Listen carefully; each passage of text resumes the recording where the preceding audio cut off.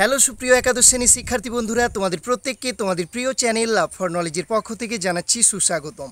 তো সুপ্রিয় বন্ধুরা, আমি তোমাদের সঙ্গে শুভজিৎ স্যার আজকে আলোচনা করব তোমাদের একাদশ শ্রেণীর ইতিহাসের নতুন সিলেবাস অনুযায়ী সেমিস্টার ওয়ানের প্রথম যে অধ্যায়টি রয়েছে অর্থাৎ ইতিহাস পাঠ বা লার্নিং হিস্ট্রি। তো এই অধ্যায় থেকে মোস্ট ইম্পর্টেন্ট টপ 51 লাইনার পাঁচ নিয়ে আলোচনা করব, অর্থাৎ 50টি অতি গুরুত্বপূর্ণ ওয়ান লাইনার পাঁচ নিয়ে আলোচনা করব, যেগুলো তোমাদের এমসিকিউ প্যাটার্নের যে সমস্ত প্রশ্নগুলো আসবে সেই সমস্ত প্রশ্নের উত্তর সলিউশনের ক্ষেত্রে তোমরা খুব উপকার পাবে। তো শুরু করছি আজকের আলোচনা। একাদশ শ্রেণী ইতিহাসের প্রথম যে অধ্যায় ইতিহাস পাঠ, সেখান থেকে মোস্ট ইম্পর্টেন্ট ওয়ান লাইনার পাঁচ। তো সবার প্রথমে আমরা এই যে চ্যাপ্টারটা ইতিহাস পাঠ লার্নিং হিস্ট্রি, এই চ্যাপ্টারটার একটা দেখো আমরা ছবি দেখে নিচ্ছি। তো এই চ্যাপ্টারটার 50টা আমরা ওয়ান লাইনার পাঁচ আলোচনা করব। তো এটা আমাদের ক্লাস 1 অর্থাৎ পার্ট 1-এর ক্লাস, এটা পার্ট 1-এর ভিডিও। তো আমরা পরপর বিভিন্ন পার্টে এই চ্যাপ্টারটাকে কভার করব। তো চলে যাচ্ছি সরাসরি আজকের আলোচনাতে। তো চলো বন্ধুরা, নিচের দিকে আমরা চলে যাচ্ছি। প্রথম যে পাঁচটা দিয়েছে দেখো, শুরু করছি। ইতিহাস শব্দটির অর্থ কী? তাহলে উত্তর হবে ইতিহাস শব্দটির অর্থ হলো মানব সভ্যতার বিবর্তনের কাহিনী। তাহলে ইতিহাস শব্দটির অর্থ হলো মানব সভ্যতার বিবর্তনের কাহিনী। তো এই প্রশ্নটা বিভিন্নভাবে পড়তে পারে, এমসিকিউ প্যাটার্নে পড়তে পারে যে ইতিহাস শব্দটির অর্থ হলো, দিয়ে তোমাকে 4টা অপশন দিয়ে দিবে। তাহলে সঠিক উত্তর কী হয়ে যাবে? মানব সভ্যতার বিবর্তনের কাহিনী। পরের প্রশ্ন, ইংরাজি হিস্ট্রি শব্দটি এসেছে ল্যাটিন শব্দ হিস্টর থেকে। তাহলে ইংরেজি যে হিস্ট্রি শব্দটি, এটা ল্যাটিন শব্দ হিস্টর থেকে এসেছে। আর হিস্টর শব্দের অর্থ কি? হিস্টর শব্দের অর্থ হচ্ছে জ্ঞান বা নলেজ, ঠিক আছে? হিস্টর শব্দের অর্থ হচ্ছে জ্ঞান। ইংরাজি হিস্ট্রি শব্দটি এসেছে গ্রিক যে শব্দ থেকে, তাহলে গ্রিক শব্দ হিস্টোরিয়া থেকে হিস্ট্রি শব্দটি এসেছে। হিস্ট্রি শব্দটি হচ্ছে ইংরেজি শব্দ, এটা গ্রিক শব্দ হিস্টোরিয়া থেকে এসেছে। এই যে হিস্টোরিয়া, এই হিস্টোরিয়া শব্দের অর্থ হলো সত্যকে বের করার জন্য অনুসন্ধান করা, সত্যকে বের করার জন্য অনুসন্ধান করা। তাহলে দুটো জিনিস আমরা পেলাম, যে হিস্ট্রি শব্দটা ল্যাটিন শব্দ হিস্টর থেকে এসেছে, যার অর্থ হচ্ছে জ্ঞান। আরেকটা জায়গায় পেলাম যে ইংরেজি হিস্ট্রি শব্দটা গ্রিক শব্দ হিস্টোরিয়া থেকে এসেছে। এই হিস্টোরিয়া কথার অর্থ হচ্ছে সত্যকে বের করার জন্য অনুসন্ধান করা। পরের প্রশ্ন মোস্ট ভিভিআই একটি প্রশ্ন, ইতিহাসের জনক যাকে বলা হয় তিনি হচ্ছেন হেরোডোটাস। অর্থাৎ ইতিহাসের জনক কাকে বলা হয়? হেরোডোটাসকে বলা হয়। খুব ইম্পর্টেন্ট একটি প্রশ্ন। ইতিহাস শব্দটির প্রথম উল্লেখ পাওয়া যায় কোন বেদে বা কোথায়? উত্তর হবে অথর্ব বেদে। ইতিহাস শব্দটির প্রথম উল্লেখ পাওয়া যায় অথর্ব বেদে। পরের প্রশ্ন, ইতিহাস হলো দর্শনের এক শাখা, কথাটি বলেছেন কি? উত্তর হবে হেরোডোটাস বলেছেন ইতিহাস হলো দর্শনের এক শাখা। ওকে, ইতিহাস হলো অতীত এবং বর্তমানের মধ্যে অন্তহীন কথোপকথন। খুব ইম্পর্টেন্ট প্রশ্ন। ইতিহাস হলো অতীত ও বর্তমানের মধ্যে অন্তহীন কথোপকথন, কথাটি বলেছেন E.H. কার। ওকে, ইতিহাস হলো বিজ্ঞান, কমও নয় বেশিও নয়, কথাটি বলেছেন কে? J.B. বিউরি। ইতিহাস হলো বিজ্ঞান, কমও নয় বেশিও নয়, কথাটি বলেছেন কে? J.B. বিউরি। ইতিহাস মানব মুক্তির ক্রমবিকাশের কাহিনী, কথাটি বলেছেন কে? লর্ড একটন বলেছেন ইতিহাস মানব মুক্তির ক্রমবিকাশের কাহিনী। পরের প্রশ্ন, মানব সমাজের সার্বিক ঘটনাবলী হলো ইতিহাস, কথাটি কে বলেছেন? Arnold Toynbee. মানব সমাজের সার্বিক ঘটনাবলী হলো ইতিহাস, কথাটি বলেছেন আর্নল্ড টয়েনবি। ওকে, আজ পর্যন্ত মানব সমাজের ক্রমবিবর্তনের ইতিহাস হলো শ্রেণী সংগ্রামের ইতিহাস, কথাটি বলেছেন কে? কথাটি বলেছেন কার্ল মার্কস।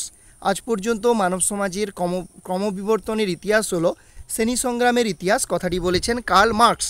ওকে, বিবর্তনবাদের জনক কে ছিলেন? মোস্ট ভিভিআই একটি প্রশ্ন। বিবর্তনবাদের জনক ছিলেন চার্লস ডারউইন। মানব ইতিহাসে যে যুগ সবচেয়ে দীর্ঘ সময় ধরে চলেছিল সেটা হচ্ছে প্রাচীন যুগ। মানব ইতিহাসে সবথেকে বেশি সময় ধরে যে যুগটা চলেছিল সেটা হচ্ছে প্রাচীন যুগ। এখানে দেখতে পাচ্ছ কতগুলো বা বেশ কয়েকজন বিখ্যাত ঐতিহাসিক রয়েছে।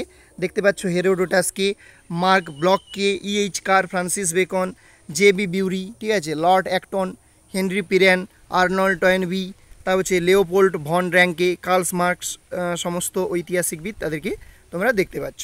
এরপরের প্রশ্ন, প্রাক ইতিহাস শব্দটির অর্থ হলো যে সময়ে লিখিত বিবরণী ইতিহাস রচনার প্রধান উৎস ছিল না। তাহলে প্রাক ইতিহাস শব্দটির অর্থ হচ্ছে যে সময়ে লিখিত বিবরণী ইতিহাস রচনার প্রধান উৎস ছিল না।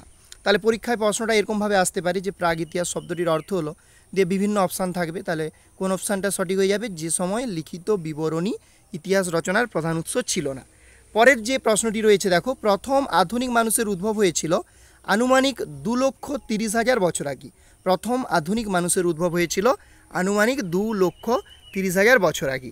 মানুষের ইতিহাস যতদিন লিখিত হয়নি তাকে বলে প্রাগৈতিহাসিক যুগ। মানুষের ইতিহাস যতদিন লিখিত হয়নি তাকে আমরা কি বলবো, প্রাগৈতিহাসিক যুগ বলবো। প্রাগৈতিহাসিক যুগের ইতিহাসের প্রধান উপাদান হলো, উত্তর হবে জীবাশ্ম। প্রাগৈতিহাসিক যুগের ইতিহাসের প্রধান উপাদানটা কি, জীবাশ্ম। ইংরেজিতে প্রিহিস্ট্রি কথাটি প্রথম ব্যবহার করেন কে, ড্যানিয়েল উইলসন ইংরেজিতে প্রিহিস্ট্রি কথাটি প্রথম ব্যবহার করেন। ফাদার অফ ইন্ডিয়ান প্রিহিস্ট্রি নামে পরিচিত কে, উত্তর হবে Robert Bruce Foote father of Indian prehistory নামে পরিচিত। প্রাগৈতিহাসিক যুগে মানুষ লিপির ব্যবহার জানতো না, উত্তর হবে জানতো না। প্রাগৈতিহাসিক যুগে মানুষ লিপির ব্যবহার জানতো না। প্রাগৈতিহাসিক পর্বের কয়েকটি হাতিয়ার হচ্ছে পাথরের তৈরি ছুরি, কুঠার আর বর্ষা।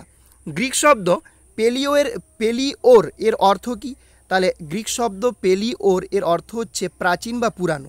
গ্রিক শব্দ হচ্ছে পেলিও, এই পেলিও এর অর্থ কি, এর অর্থ হচ্ছে প্রাচীন বা পুরানো। গ্রিক শব্দ লিথোস কথার অর্থ কি, লিথোস কথার অর্থ হচ্ছে প্রস্তর, ওকে, বা পাথর বলতে পারি আমরা। মানুষ প্রথমে ব্যবহার করত যেমন হাতিয়ার, সেটা হচ্ছে উত্তর হবে পাথরের হাতিয়ার। তারপর বলছে প্লেস্টোসিন কথার অর্থ হচ্ছে অতি সাম্প্রতিক। তাহলে প্লেস্টোসিন কথার অর্থ কি, অতি সাম্প্রতিক, ওকে। তারপরে কি বলা হয়েছে, প্লেস্টোসিন যুগের সূচনা হয়েছিল আনুমানিক 20 লক্ষ বছর আগে। তাহলে প্লেস্টোসিন যুগের সূচনা কবে হয়েছিল, আনুমানিক আজ থেকে 20 লক্ষ বছর আগে। তুষার যুগ নামে পরিচিত প্লেস্টোসিন যুগ এটা হচ্ছে তুষার যুগ নামে পরিচিত। প্রাচীন প্রস্তর যুগে আবিষ্কৃত হাতিয়ার ছিল হাত কুঠার। হোমো ইরেকটাস মানব প্রজাতির অস্তিত্ব ছিল প্রাচীন প্রস্তর যুগে। প্রাচীন প্রস্তর যুগের নিদর্শন পাওয়া গিয়েছে নর্মদা উপত্যকায়। মধ্যপ্রস্তর শব্দটি এসেছে যে দুটি শব্দ থেকে, একটা হচ্ছে মেসোস এবং লিথোস। মেসোস শব্দের অর্থ হচ্ছে মধ্য বা মাঝারি, আর মধ্যপ্রস্তর যুগের অন্যতম বৈশিষ্ট্য কি বা বৈশিষ্ট্য ছিল কি, কৃষি পদ্ধতির আবিষ্কার ছিল মধ্যপ্রস্তর যুগের অন্যতম বৈশিষ্ট্য। মানুষ প্রথম পশুপালন করতে শেখে যে যুগে, সেটা হচ্ছে মধ্যপ্রস্তর যুগে মানুষ প্রথম পশুপালন করতে শেখে। ভীমবেটকার গুহাচিত্রগুলি যে যুগের, উত্তর হবে মধ্যপ্রস্তর যুগের। আদিম মানুষ প্রথম নৌকা আবিষ্কার করে কোন যুগে, উত্তর হবে মধ্যপ্রস্তর যুগে। মধ্যপ্রস্তর যুগ যে যুগের অন্তর্ভুক্ত, সেটা হচ্ছে হলোসিন যুগের অন্তর্ভুক্ত। মধ্যপ্রস্তর যুগটা হলোসিন যুগের অন্তর্ভুক্ত। মধ্যপ্রস্তর যুগে মানুষের প্রধান জীবিকা ছিল কি, পশু শিকার, মাছ ধরা ও গাছের ফলমূল সংগ্রহ করা। এগুলো ছিল মধ্যপ্রস্তর যুগে মানুষের প্রধান জীবিকা। মধ্যপ্রস্তর যুগের সর্বপ্রথম গৃহপালিত পশু কী ছিল, উত্তর হবে কুকুর ছিল মধ্যপ্রস্তর যুগের সর্বপ্রথম গৃহপালিত পশু। নব্যপ্রস্তর যুগের অন্যতম বৈশিষ্ট্য কী ছিল, কৃষি পদ্ধতির ব্যবহার নব্যপ্রস্তর যুগের অন্যতম বৈশিষ্ট্য ছিল। প্রাচীন ভারতে সর্বপ্রথম যে শস্যের চাষ হয়েছিল, সেটা উত্তর হয়ে যাবে জবের চাষ প্রথম হয়েছিল প্রাচীন ভারতে। মানুষ প্রথম লাঙলের ব্যবহার শুরু করেছিল নব্যপ্রস্তর যুগে। তাহলে মানুষ প্রথম লাঙলের ব্যবহার কোন যুগে শুরু করেছিল, নব্যপ্রস্তর যুগে। মানুষ যে যুগে খাদ্য সংগ্রাহক থেকে খাদ্য উৎপাদকে পরিণত হয়, সেটা হচ্ছে নব্যপ্রস্তর যুগ, ঠিক আছে। তাহলে মানুষ যে যুগে খাদ্য সংগ্রাহক থেকে খাদ্য উৎপাদকে, মানে মানুষ খাদ্য সংগ্রহ এতদিন করতো, এরপরে কি করছে, যে খাদ্য উৎপাদন শুরু করে দিচ্ছে, অর্থাৎ উৎপাদকে পরিণত হয় নব্যপ্রস্তর যুগে। নব্যপ্রস্তর যুগে মানুষের প্রধান জীবিকা কী ছিল, উত্তর হবে কৃষি। নব্যপ্রস্তর যুগের পাথরের সমাধিগুলি পরিচিত যে নামে, উত্তর হবে ডোলমেন নামে পরিচিত। ভারতে নব্যপ্রস্তর সংস্কৃতির প্রাচীনতম ও শ্রেষ্ঠ উদাহরণ হচ্ছে মেহেরগড় সংস্কৃতি।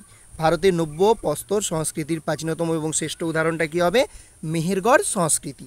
নব্যপ্রস্তর যুগে আবিষ্কৃত প্রথম ধাতুটা কি, উত্তর হবে তামা। মেহেরগড় সভ্যতা প্রথম আবিষ্কার করেছিলেন কে, উত্তর হবে ফ্রাঁসোয়া জারিজ। মেহেরগড় সভ্যতা প্রথম আবিষ্কার করেছিলেন ফ্রাঁসোয়া জারিজ, ওকে। তো সুপ্রিয় বন্ধুরা, এই ছিল আজকের আলোচনা।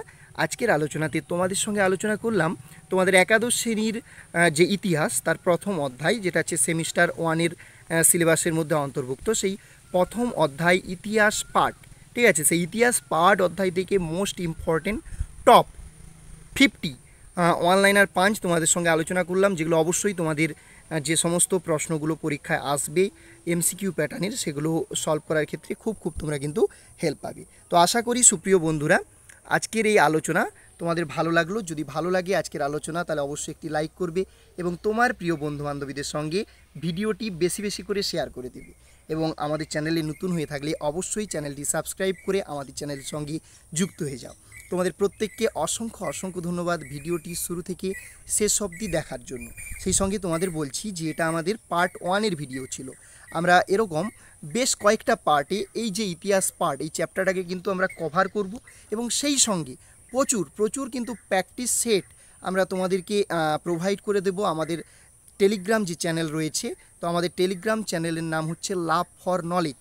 তো তোমরা টেলিগ্রামে গিয়ে সার্চ করো লাভ ফর নলেজ বলে এবং টেলিগ্রাম চ্যানেলের সঙ্গে যুক্ত হয়ে যাও। ওখানে আমরা বিভিন্ন যে সমস্ত ভিডিওগুলো প্রোভাইড করছি তার গুরুত্বপূর্ণ পিডিএফগুলো ওখানে আমরা কিন্তু সম্পূর্ণ ফ্রি অফ কস্টে তোমাদেরকে প্রোভাইড করে দেবো। সেই সঙ্গে বিভিন্ন প্র্যাকটিস সেটও ওখানে পাবে এবং বিভিন্ন যে বুক রিভিউ রিলেটেড ভিডিও লিঙ্কগুলোও কিন্তু ওখানে পেয়ে যাবে।